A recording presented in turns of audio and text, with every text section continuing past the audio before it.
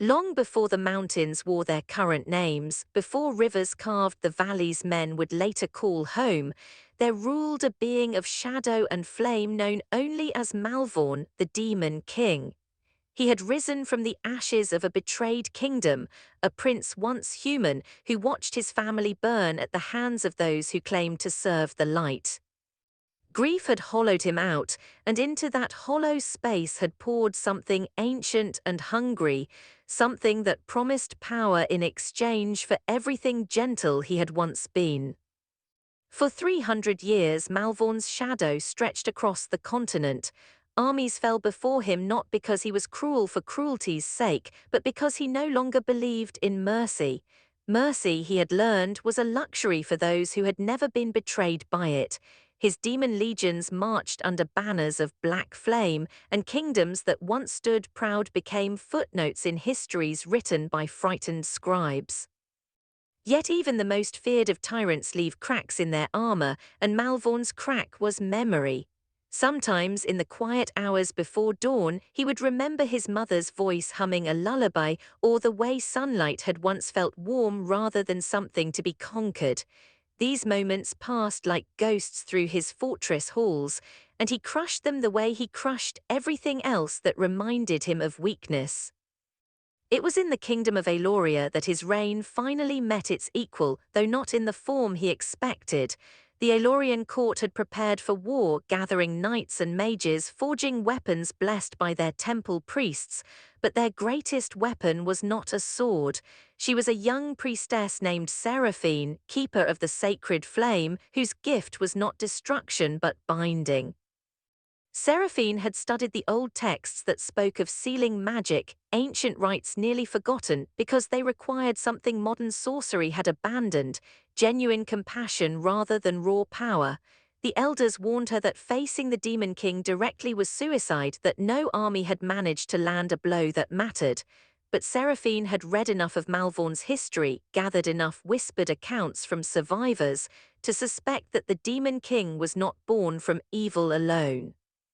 He was born from grief, twisted and left to fester for centuries without anyone offering him a different path. When Malvorn's forces reached the gates of Aloria's capital, the battle that followed was fierce and terrible. Fire met steel, shadow met light, and for a full day and night the sky above the city glowed an unnatural crimson.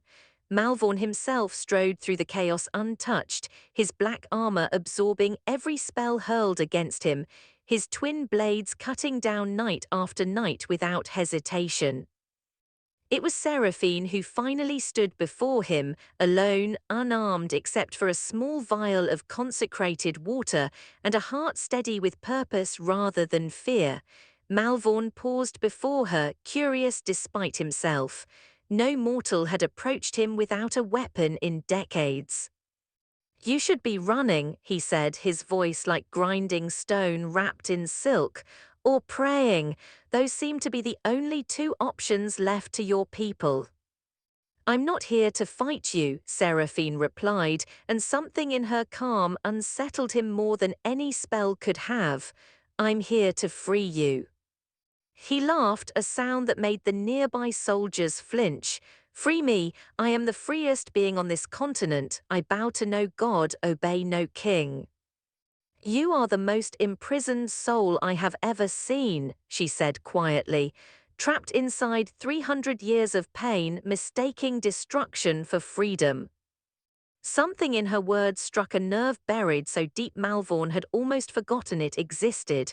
He raised his blade to silence her, to end this conversation the way he ended all conversations that threatened to unearth what he had buried. But Seraphine did not step back. Instead, she stepped forward, closing the distance between them, and before his blade could fall, she rose onto her toes and pressed her lips to his. The kiss was not romantic, not in the way songs would later claim, though bards could never resist embellishing history. It was an act of pure will, a channel through which centuries of studied magic poured into him like a flood breaking through a dam. Seraphine had spent years preparing her soul for this single moment, weaving her own life force into a seal designed not to punish, but to pause. to give the darkness inside him time to quiet and perhaps given enough years to heal. Malvorn felt his power drain away like sand through open fingers, his legs buckled, the black flame armor cracked and dissolved into ash. He tried to speak, to curse her, to demand what she had done, but his voice failed him. The last thing he saw before the darkness took him completely was Seraphine's face, tears streaming down her cheeks despite her steady hands, whispering words he would not understand until much later. "I'm sorry it has to be this way, but someday when you're ready, I hope you find the person you were always meant to be." The battle ended without another blow struck. The Demon King's body turned to stone at the center of the ruined battlefield, his expression frozen in something between rage and confusion. Seraphine collapsed beside him, her own strength spent beyond recovery, and though the healers of Liora worked through the night, she passed before the sun rose, her final act of magic having cost her everything she had to give. The kingdom celebrated a victory that felt strangely hollow. They built a shrine around the stone figure of the Demon King, not out of reverence but out of caution in case the seal ever weakened. Generations passed. The shrine became a ruin, the ruin became a legend, and the legend faded into little more than a bedtime story parents told children to keep them from wandering too far into the old forest. But magic, especially magic born from love and sacrifice, does not simply disappear. It waits, it listens.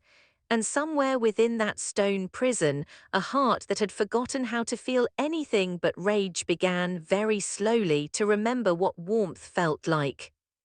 500 years passed, and the world above the old battlefield changed beyond recognition. The kingdom of Liora had crumbled and been rebuilt 3 times over, its borders shifting like sand with each new dynasty.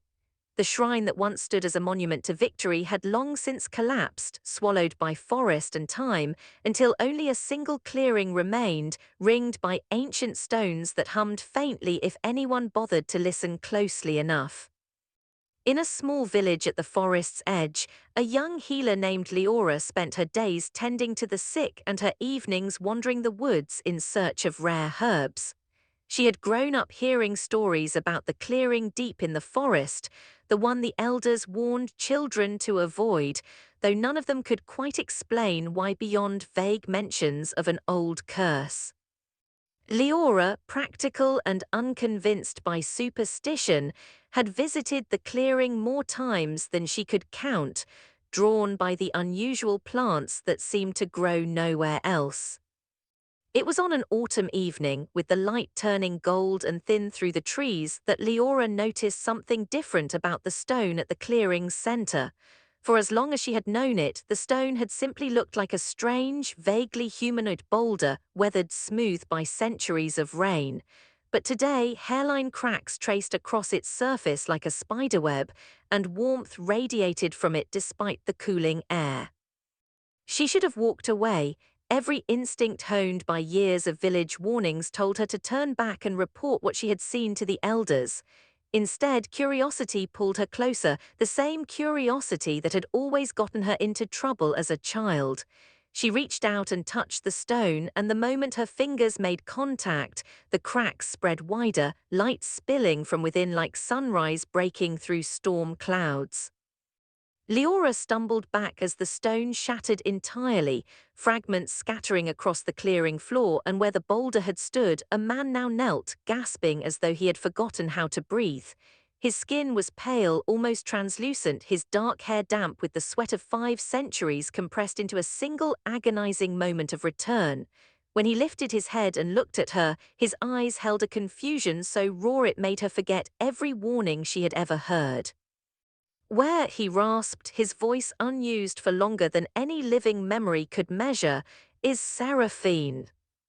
Liora had no idea who Seraphine was, and something about the desperate hope in his question made her hesitate to admit it. Instead, she knelt beside him, healer's instinct overriding caution, and offered her water skin. He drank like a man who had crossed a desert, and slowly his breathing steadied.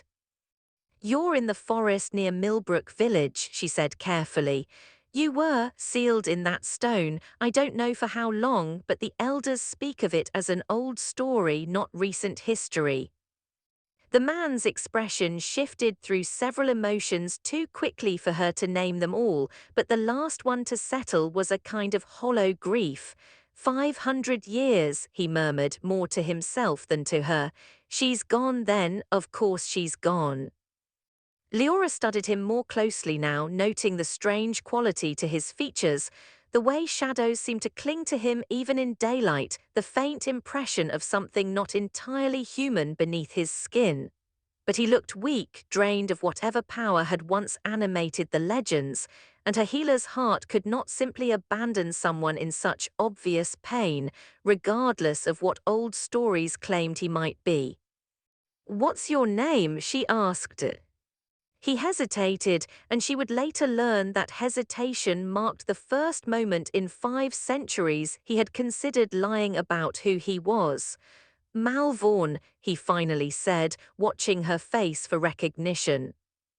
The name meant nothing to her, the old tales having lost their specifics over generations of retelling, reduced to warnings about a nameless demon in the woods.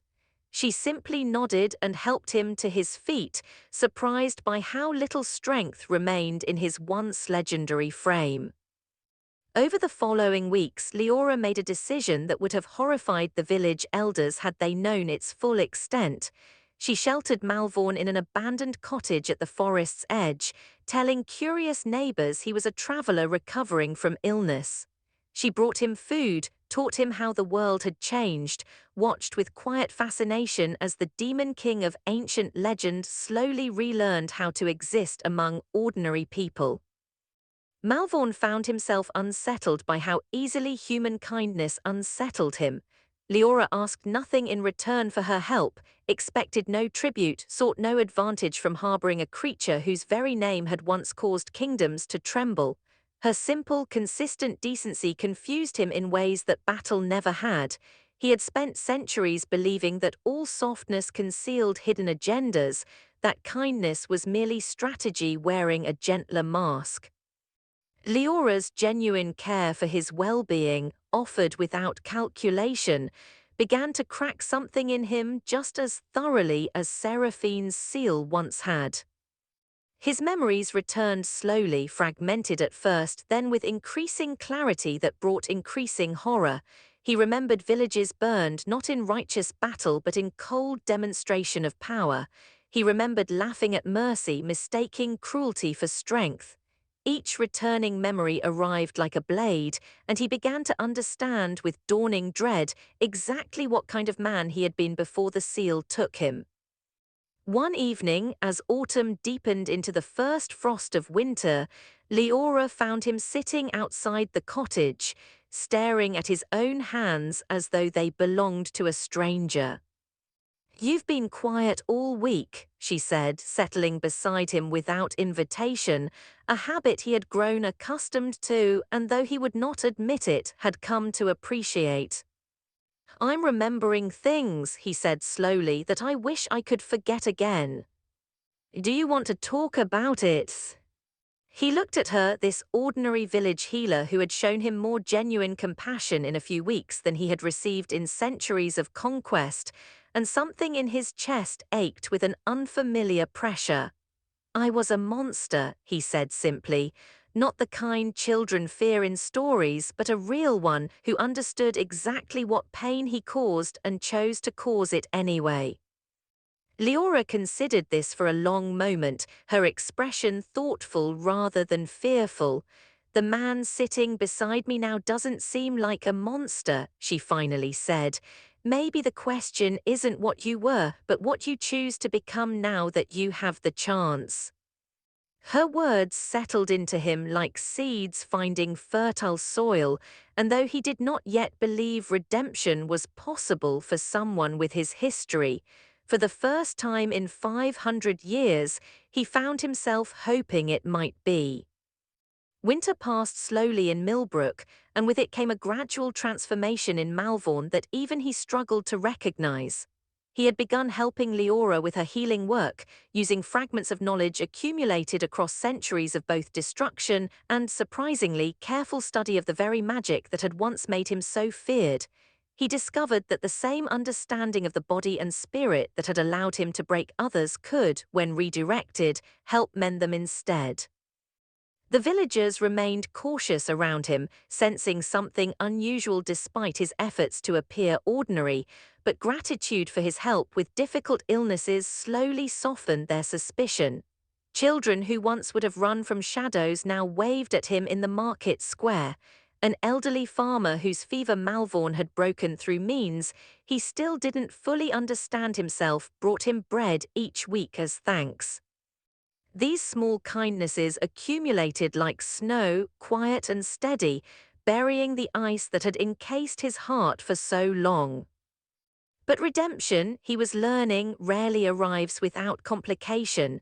In early spring, word reached Millbrook of strange disturbances in the Northern Territories, villages attacked by creatures that moved like shadow given terrible purpose. Liora grew concerned as reports multiplied, and Malvorn felt a cold recognition settle in his stomach long before he understood why. "Those aren't ordinary bandits or wild beasts," he told her one evening, studying a map she had borrowed from the village council. "Those are shadow wraiths. I commanded creatures like them once." "Could someone else be controlling them now?" Liora asked. "Someone who served you before?" Malvorn's expression darkened. "Kaelan," he said, the name tasting like ash, "my most loyal general. If he's survived these 5 centuries in some diminished form, he would have spent every one of those years searching for a way to reawaken the power I once commanded." The realization brought with it a weight of responsibility Malvorn had not anticipated. The atrocities he had already committed felt like a debt he could never fully repay, but the thought of Kaelan causing new suffering in his name, continuing a legacy of destruction he desperately wanted to leave behind, filled him with a determination he had not felt since his darkest days of conquest, though now that determination pointed toward protection rather than domination. "I have to stop him," he said, "before more people suffer for choices I made centuries ago." Liora, ever practical, immediately began preparing supplies for the journey north, and Malvorn found himself surprised, then deeply moved, when she insisted on accompanying him. "You can't face your past alone," she said simply, when he tried to argue she should remain safely in Millbrook. "Whatever you were, whoever you're becoming, you shouldn't have to carry this by yourself." Their journey north took 3 weeks, traveling through territories that Malvorn barely recognized from his centuries-old memories. The landscape itself seemed to whisper accusations, ruins of villages he had once ordered burned now reclaimed by forest, memorial stones bearing names of the dead he had never bothered to learn. Each site they passed deepened his resolve while simultaneously deepening his guilt, and Liora, watching him wrestle silently with his history, offered what comfort she could without ever minimizing the weight of what he carried. "You can't undo what happened," she told him one night as they camped beneath a canopy of stars neither of them could fully appreciate given the gravity of their mission. "But you can choose what happens next. That has to count for something." They found Kaelan's forces gathering at the ruins of an old fortress that Malvorn recognized immediately as one of his own former strongholds. The shadow wraiths moved among broken towers like living darkness, and at their center stood a figure that had once been human but now existed as something twisted between man and shadow, sustained by centuries of festering resentment and stolen fragments of dark magic. "My king," Kaelan said, his voice carrying an eerie echo as though speaking from somewhere just beyond the physical world, "I always knew you would return to reclaim your throne." "I'm not here to reclaim anything," Malvorn replied, stepping forward while gesturing for Liora to remain at a distance. I'm here to stop you from continuing what should have ended 5 centuries ago." Kaelin's expression twisted with something between confusion and betrayal. "The seal weakened your mind," he hissed. "That priestess corrupted you with her light magic, but I've spent 500 years gathering power, waiting for your return so we could finish what we started, conquering every kingdom that dared oppose us."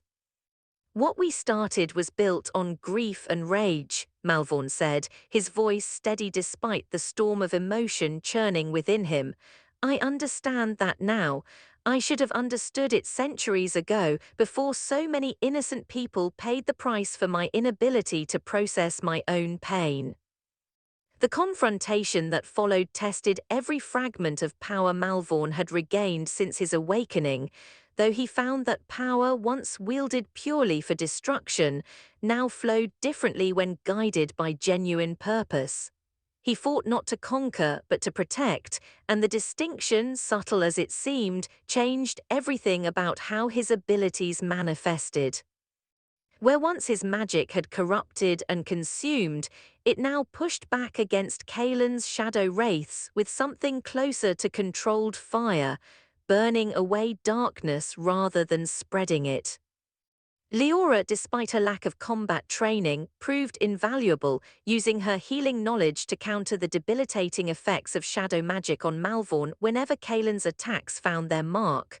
Her presence, steady and unafraid despite the chaos surrounding them, reminded Malvorn precisely what he was fighting to protect, not just her safety, but the possibility of a world where redemption remained achievable even for someone with his history.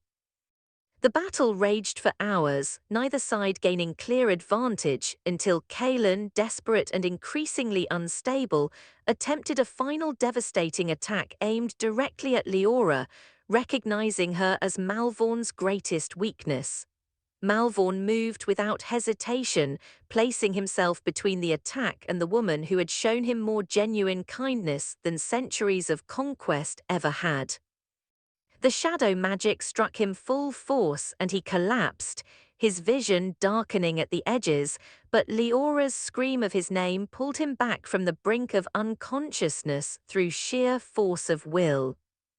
"I won't let you disappear again," she said fiercely, kneeling beside him even as the battle continued to rage around them. "Not now, not when you're finally becoming who you're meant to be." Her words, combined with the memory of Seraphine's ancient sacrifice, ignited something within Malvorn that felt both entirely new and strangely familiar. He rose, power crackling around him not from rage or desperation, but from genuine purpose and connection, and turned to face Kaelin with renewed determination. Standing amid the ruins of his former fortress, facing the twisted remnant of his most loyal general, Malvorn felt centuries of accumulated guilt and newfound purpose converge into a single clarifying moment. Kaelin's shadow form pulsed with unstable power, fueled by 500 years of obsessive waiting, and Malvorn understood that ending this confrontation would require more than simple combat. It would require confronting the very essence of what he used to be. "You could still join me," Kaelin said, his voice fraying at the edges as his control over the accumulated dark magic began destabilizing. "Together we could rebuild everything we lost. The kingdoms would tremble again. You would be feared and respected as you once were." "I don't want to be feared anymore," Malvorn replied, and saying the words aloud felt like releasing a weight he had carried since long before his imprisonment. "I spent centuries believing that fear was the only currency that mattered, that respect built on terror was somehow more valuable than genuine connection. I was wrong, Kaelin, we were both wrong." His former general's expression contorted with rage and something that might have been despair. "Then you leave me no choice but to take that power myself," Kaelin snarled, and the shadow wraiths surrounding him surged forward with renewed ferocity, drawing directly from his own diminishing life force in a desperate final gambit. The resulting battle pushed Malvorn beyond any limit he had previously encountered, even during his darkest days of conquest. But this time he was not fighting alone and not fighting for domination. Liora's presence anchored him, her voice calling encouragement even as she worked to heal the wounds he sustained, and the memory of every small kindness he had witnessed since his awakening fueled a different kind of strength than raw power ever could. As the battle reached its climax, Malvorn realized that defeating Kaelin through force alone would only perpetuate the same cycle of violence that had created this tragedy in the first place. Instead, drawing on fragments of the same ancient magic Seraphine had once used to seal him, magic built on genuine compassion rather than destructive power, he reached toward his former general not with a weapon, but with an offer. "Let go," Malvorn said, extending his hand toward the shadow-consumed figure that remained of Kaelin. "Let go of the rage that's kept you bound to this half-existence for 5 centuries. I understand now what Seraphine understood then. The only way to truly break these cycles of pain is through choosing something different, even when it feels impossible." For a long moment, Kaelin's shadow form wavered, caught between the momentum of centuries-old fury and something that might have been exhausted longing for release. Then, with a sound that was almost a sob, the dark magic sustaining him began to dissolve, and Kaelin's true form, aged and withered by 500 years he should never have survived, finally succumbed to peace long denied. The shadow wraiths, no longer sustained by their master's power, dissipated into harmless mist, and the fortress ruins fell silent except for the sound of wind moving through broken stone.